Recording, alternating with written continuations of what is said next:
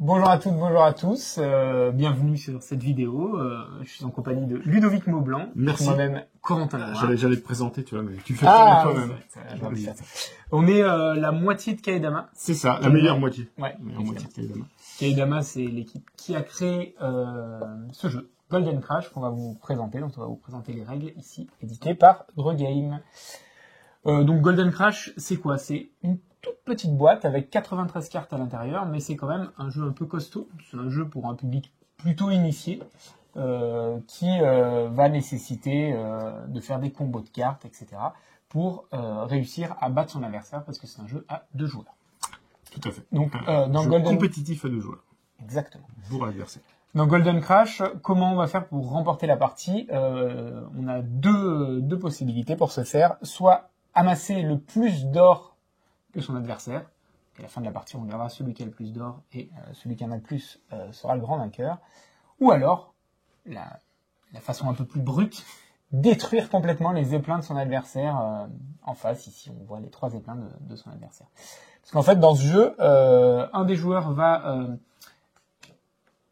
représenter les poules pirates, alors que l'autre joueur va représenter les chamouraïs. On aura 2 équipes qui vont s'affronter, chacun dans leur zeppelin qui sillonne les airs.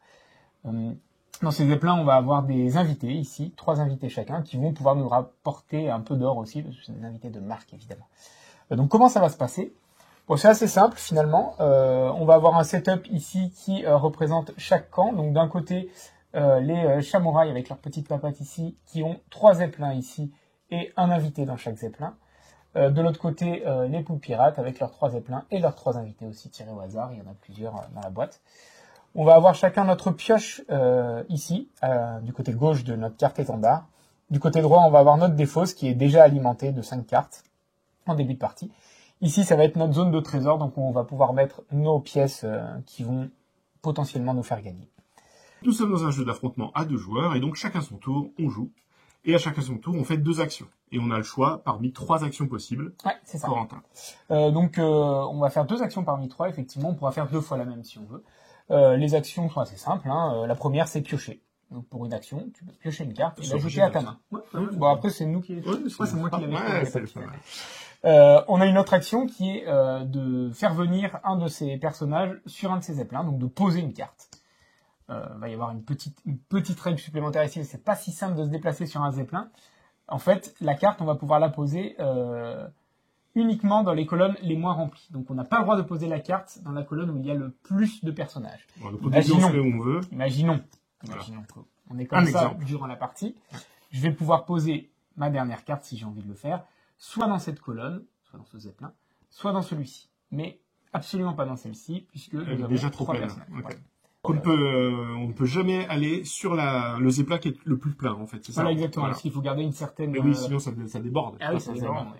Donc là, par exemple, dans ce cas-là, tu peux jouer... Donc dans ce cas-là, je pourrais jouer soit ici, soit ici. Voilà. Mais je pourrais décider de ne pas jouer ma carte. Oui. Et plutôt de passer par-dessus bord un de mes personnages. C'est super sympa, mais ça permet d'activer des effets. Donc comment ça marche? Je choisis une de mes cartes visibles, donc au-dessus d'une des piles. S'il n'y en a pas, mais je pourrais soit défausser celle-ci, soit défausser celle-là, pour activer son pouvoir qui se trouve en bas. Donc je prendrai cette carte, je la défausse et j'activerai son pouvoir. Quand on pose une carte, on active le pouvoir qui est en haut. Quand on défausse une carte, on active le pouvoir qui est en bas. Logique. Tout simplement. On a, comme vous avez pu le voir ici, parce qu'on a sorti les cartes qu'il fallait, on a 5 couleurs différentes. On a les chamouraïs rouges, mais ça sera le même pour les pirates. Le deck d'en face est équivalent à part les illustrations. On a la violet, le vert, le marron et le bleu. C'est autant, je dis bien autant d'effets différents. Waouh. Exactement. D'où l'initié. Voilà, c'est ça. Il va y avoir plusieurs effets, puisque effectivement la carte marron va avoir un effet de pause et un effet de défausse. La verte de même, ainsi que la violette, etc.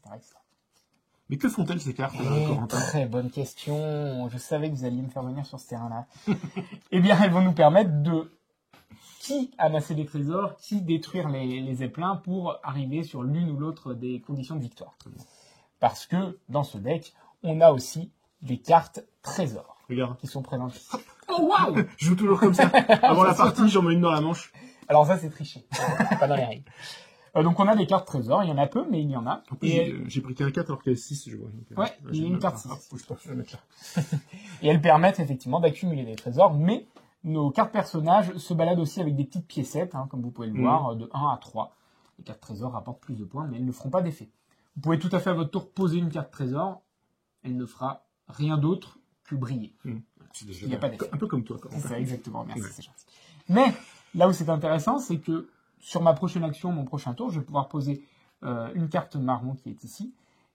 Donc je peux la poser ici, rappelez-vous, hein, je ne peux jamais poser là où il y a le plus de cartes. Et cette carte nous dit, de par son effet de pose, qu'elle va pouvoir récupérer un trésor adjacent. Donc en posant cette carte, je vais pouvoir récupérer ce trésor adjacent et le banquer dans mon coffre au trésor. Voilà. C'est comme ça qu'on récupère les pièces d'or qui font gagner la partie. C'est le temps de points de victoire en fin de partie si je ne me fais pas détruire mes éplats. Donc ça c'est le premier effet, c'est les cartes marron, elles font ça. Exactement. Le deuxième effet, assez simple, qui est l'effet du vert, va être de piocher une carte, comme indiqué sur ici. Ça c'est la vigie. Quand je pose cette carte, je vais piocher une carte et l'ajouter à ma main. Ok, facile. L'effet des violets. Donc ça permet, on a toujours le droit de piocher dans son tour, c'est une action, mais ça pioche et en plus ça met une carte. Ah, exactement. C'est cool. Cette carte-là, elle va permettre de récupérer des cartes de sa défausse avec le grappin qu'on a ici. Oui. Donc quand je pose une carte violet, je vais prendre la première carte de la défausse et la récupérer dans ma main. Et là déjà, on voit qu'on peut faire des combos. Je mets par-dessus bord un personnage, je déclenche son effet, je joue une violette, je le récupère pour plus tard. Exactement. Déjà, il y a déjà des choses qui se mettent en place. Vous avez déjà joué, vous. Ouais. On va voir enfin la bleue et la rouge. La bleue, elle... Ah, cas particulier. Est-ce que c'est pas fait exprès, ça? Ici, chaque colonne est similaire, donc toutes les colonnes sont le plus, mais elles sont aussi toutes le moins, donc je peux jouer où je veux. Par exemple, si je joue ma carte bleue ici, je vais pouvoir détruire la carte la plus haute du zeppelin qui me fait face et la mettre dans la défausse de mon adversaire. Donc, ce qui permet du coup de détruire des trésors avant que le joueur ait le temps de les encaisser pour gagner les points de victoire. Exactement, un très joli coup. Très joli coup, beaucoup, oui, tout à fait. C'est admiratif. Et enfin, la dernière couleur, c'est la rouge, qui est aussi un peu agressive. On est quand même dans du jeu de rentre dedans. Je vais pouvoir donc la jouer ici, hein, je vous le rappelle, puisque ici c'est la colonne la plus haute. Je vais la jouer ici, et elle dit qu'elle va agresser immédiatement l'adversaire, ou en tout cas son zeppelin qui se trouve là. Ici, je viens de jouer qu'une seule carte rouge. Donc mon adversaire regarde sa carte zeppelin, et regarde sa constitution. On a une carte zeppelin 1, une carte zeppelin 2, et une carte zeppelin 3. Ici, c'est la carte zeppelin 3. Pour détruire la carte zeppelin 3, il faudrait que j'ai 3 cartes rouges sur cette pile, ce qui n'est pas le cas. Par contre, si ça avait été la carte zeppelin 1, mon adversaire aurait dit « Oh là là, tu viens de me détruire ma carte zeppelin 1 !» Et il l'aurait montré ainsi. Et donc je sais qu'il ne me resterait plus que la 2 et la 3 quelque part. Donc il faudrait, pour gagner, que je puisse réussir à mettre 2 cartes rouges ici, et enfin 3 cartes rouges ici. À chaque fois qu'on pose une carte rouge, l'adversaire vérifie et nous dit « Oui ou non, elle est détruite ou pas ». Et donc, en détruisant le zeppelin, on détruit aussi l'invité prestigieux de l'adversaire qui ne pourra pas récupérer son argent. Et cet invité prestigieux est remis dans la boîte à tout jamais. Hein. Ah, non, on rejoue plus avec. Partie. On rachète une boîte quand on veut utiliser ça. C'est une très bonne idée marketing. Toi aussi, ça peut en donc voilà, détruire un zeppelin, c'est chouette. Enfin, c'est chouette. Ça fait gagner la partie si on casse les trucs. Et ça permet aussi de casser les invités. On reviendra après Bien sûr, on sur leurs effets. Mais grosso modo, c'est un gros moteur de points. Donc on n'a pas envie que l'adversaire en profite. C'est ça. Bien sûr, nos petits guerriers sont tout petits. Ils n'ont pas une force très forte tout seuls. Donc ce qui va être cool, c'est d'utiliser la masse. Je m'explique, effectivement. Parce que là, on a vu que quand on avait une bombe, 2 bombes, 3 bombes, c'était plus ou moins fort, mais ça marche aussi pour les autres couleurs. Ça marche aussi pour les autres couleurs. Imaginons, je suis comme ça, je peux jouer où je veux.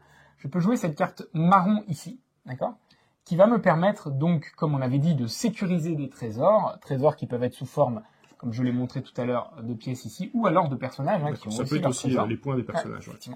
Mais là, on regarde, et j'ai 2 cartes marron dans cette pile, en activant le pouvoir.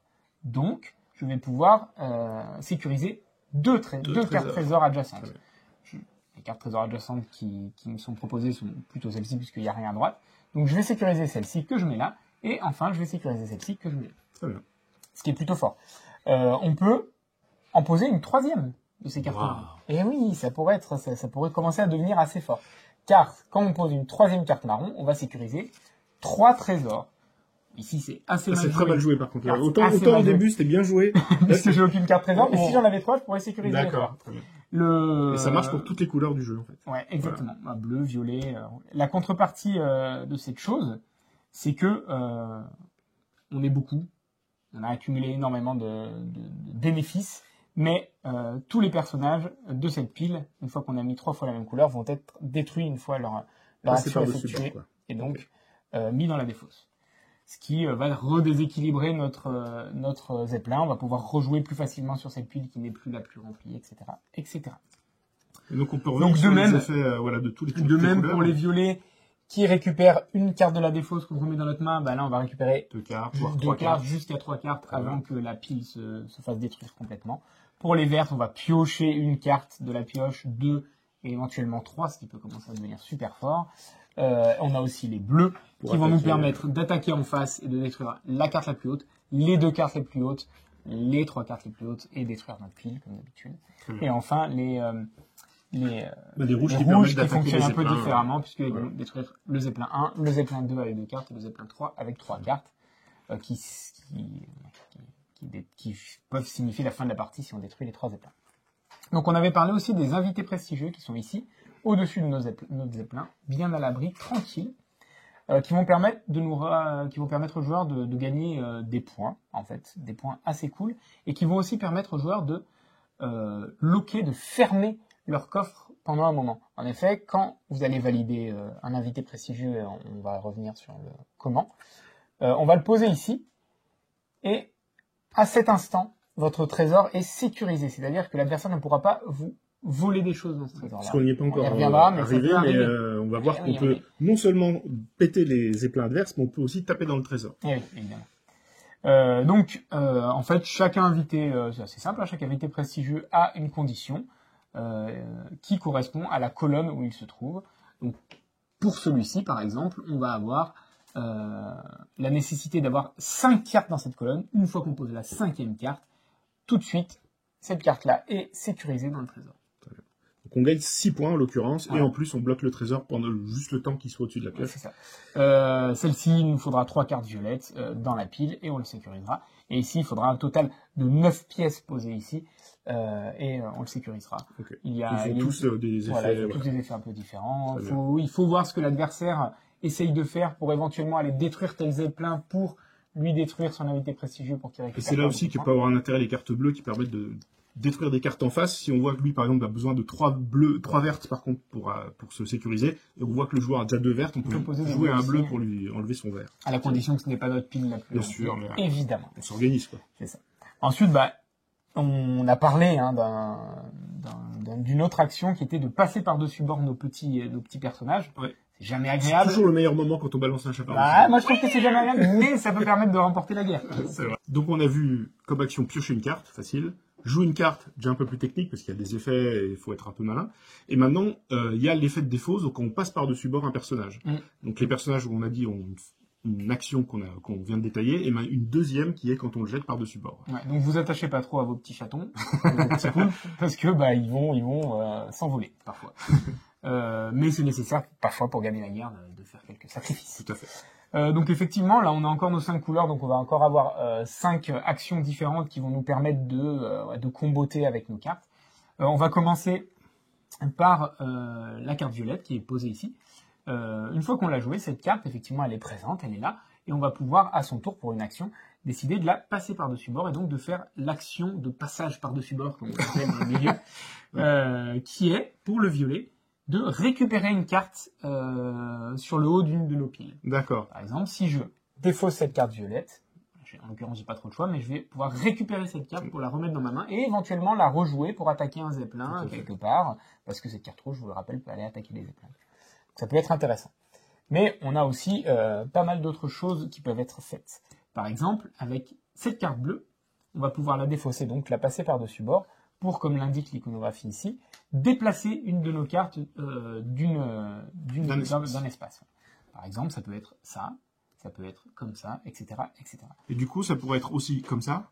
Voilà. Ce qui permet de jouer sur une grosse colonne que normalement on n'a pas le droit de jouer. C'est ça. Et l'avantage étant surtout aussi de libérer des colonnes pour pouvoir aller jouer à des endroits. De toute façon, le jeu tourne beaucoup autour de cette histoire de organiser son équipage pour avoir les meilleures opportunités. En fait. Clairement. Donc une action de mouvement, c'est quand même c'est chouette. C'est très chouette. On va avoir aussi cette carte verte qui va nous permettre de contrôler un petit peu notre pioche, dans le sens où si on la passe par-dessus bord, comme indiqué sur l'icono, on va regarder les 2 premières cartes de notre pioche et on va pouvoir soit les reposer au-dessus, soit en dessous. Je peux en poser une dessus, une en dessous, peu importe. Donc là, En fonction de si elle m'intéresse ou non. Voilà. Voilà. Si je veux ma 3e rouge pour aller détruire le Zeppelin 3 et gagner la partie, bah, je vais regarder. Ah non, j'ai que 2 verts, bah, je les passe dessous, c'est pas grave. Et comme ça, au moins, on peut essayer d'aller vite chercher la carte qu'on veut. On a aussi cette carte qui permettait, une fois qu'on l'a posée, de sécuriser des trésors. Mais lorsqu'on la défausse, donc quand on la passe par-dessus bord, on va récupérer la première carte de la défausse adverse pour la shipper et la mettre dans notre trésor. Ah voilà, on peut voler des cartes. Du coup, on a vu... Donc là, vous commencez à voir les combos. Oui, Marie. Le fameux combo bleu-marron. Bleu-marron. Ah, voilà, on pète une carte, on la récupère. On pète une carte, deuxième action, on passe par-dessus bord notre petit chat qui nous aura bien servi, mais voilà, c'est terminé, petit loulou. Et du coup, il faut le prévoir à l'avance. Il faut avoir déjà posé sa marron et être prêt à attaquer avec sa bleue derrière. On a parlé de jeu initié. Hein. Oui, tout à fait. Voilà. Donc voilà, aussi une action qui peut être assez chouette et qui peut vous permettre de prendre un avantage. Et enfin, on a ces cartes rouges qui permettaient de détruire les zeppelins quand on les posait. Elles vont être tout aussi méchantes. Quand on les passe par-dessus bord, hein, vous voyez qu'il y a une grosse bombe, hein, de toute façon ça peut pas être gentil. Quand on les passe par-dessus bord, on va pouvoir détruire la première carte du trésor adverse. Ah oui. Donc là, pareil, votre adversaire au coup précédent, il a banqué un 6. Boum, je détruis un rouge. Il faut faire attention du coup quand on banque ces cartes, qu'il n'y ait pas de rouge disponible à l'adversaire. Exactement.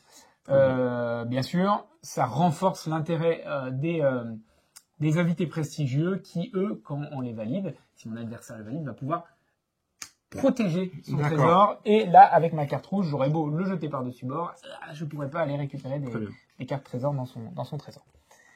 Donc voilà, là on a les 10 effets, 2 pour chaque carte, un effet de pause, un effet de défausse. La partie se déroule comme ça, le temps qu'un joueur se voit détruire tous ses zeppelins. On arrête immédiatement la partie, la victoire est à celui qui a détruit les zeppelins. Ou alors, si le paquet d'un adversaire se vide, son adversaire pourra alors jouer un dernier tour, et à ce moment-là, on comptera toutes les pièces qu'on a dans notre trésor. Celui qui en a le plus remporte brillamment la partie. Du coup, on va dire, soit on rush, on vide son paquet, vite, pour encaisser des trésors et arriver le premier à l'arrivée, en fait, à bon port et encaisser ses trésors. Et si on voit qu'on est trop à la traîne, et ben on rush les... Mais ça peut se renverser aussi des fois. Ouais. Parce qu'on a des parties où on rush l'explosion, puis on se dit, en fait, j'ai beaucoup plus d'or que lui. Allez hop, vite. Voilà. On peut changer de stratégie en fonction de ce que fait l'adversaire en face. Et surtout aussi de comment est agencé nos zeppelins. Il y a parfois où on voulait à tout prix détruire les zeppelins adverses, mais on se retrouve avec énormément de petits chats sur la droite, et c'est le zeppelin qu'on doit détruire. Et du coup, on se retrouve à pas pouvoir poser des cartes ici. Donc soit on les défausse, soit on se dit, bon, je vais essayer de récupérer des trésors pour plutôt partir sur la deuxième condition de victoire et l'emporter au nez et à la barbe des poupis. Au nez et à la tentacule. Oui, c'est vrai, j'aurais dû dire ça. Vous avez aussi, pour vous aider, parce qu'on renomme aussi le fait que c'est un jeu initié ici, on va avoir deux cartes d'aide chacun, hein, pour l'adversaire et pour soi, où les 5 actions de défausse, de passage par-dessus bord sont répétées, ainsi que les 5 actions de pose de cartes, pour pouvoir vous y référer sur une première partie. Dès la deuxième, ça ira beaucoup mieux et tout roulera facilement. On n'en a pas parlé, mais on a aussi ces magnifiques illustrations en noir et blanc sur un fond coloré qui rappellent les cartoons qui sont vraiment chouettes, de ces petits chats et de ces petits poulpes qui ont été faits par Valéria Nollet et Camille Chaussy. Deux illustratrices assez talentueuses quand même. Complètement. Au demeurant, je crois que c'est comme ça qu'on dit. Et vous pouvez même voir qu'elles ont poussé le vice à mettre autant de pièces que ce que rapporte la carte. Donc là, ici, on a 2 petites pièces qui tournent autour de notre chat parce qu'il rapporte 2. Alors que sur celle-ci, on n'en a qu'une. Donc non, ouais, c'est vraiment chouette et vous pouvez vous amuser à regarder leur petite tête, leur petite... Alors pas trop, parce qu'il faut être attentif. Hein, oui, non, mais après, moi, je pas dit que je gagnais. Hein. Mais au moins, sur la première partie, extasiez-vous sur les illustrations parce qu'elles sont vraiment chouettes. C'est clair. Ben voilà, je crois qu'on a fait le tour des règles du jeu. Donc... Ou alors, si on a omis des choses, on a fait exprès pour quand même contrôler les premières parties à Cannes, si on doit faire des tournois, des choses comme ça. Puis je vous rappelle, j'ai toujours une... Oui, voilà. Oui, faites attention, ça, c'est une marotte. Mais... Donc voilà, c'était Golden Crash, un jeu nerveux pour initier, on le répète parce que ça combotte. Il y a des combos de cartes. Il faut bien analyser tous les effets qu'on peut activer avec ce carte. On insiste bien sur ces initiés, comme ça quand les gens vont jouer et qu'ils trouvent ça pas si compliqué, ils vont se sentir intelligents. Ils vont se dire, je suis trop le monde. On vous souhaite de bonnes parties autour de Golden Crash, le plus de victoires possible pour vous et on se dit certainement à Cannes pour vous parler encore plus du jeu et faire des parties sur le stand de Gros Game. Et ouais, vous nous direz si vous êtes plus Samouraï ou Poulpi. Moi personnellement, je suis Samouraï. Moi aussi. On peut pas jouer ensemble, du coup, parce qu'il y a qu'un deck. Bon, on jouera contre Théo et Antoine. Et Antoine, du coup, ils n'auront pas le choix. Ça marche. Merci. Mais je vous en prie, cher ami. Et à bientôt. À bientôt. Au revoir.